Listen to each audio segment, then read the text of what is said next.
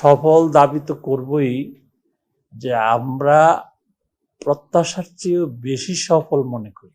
যেহেতু ওভারঅল নির্বাচনটা নিয়ে আমরা সন্তুষ্ট, পার্সেন্টেজ বলেন, বোর্ড ব্যবস্থাপনা বলেন, আপনাদের সকলের সহযোগিতা বলেন, সব মিলিয়ে আমরা সন্তুষ্ট।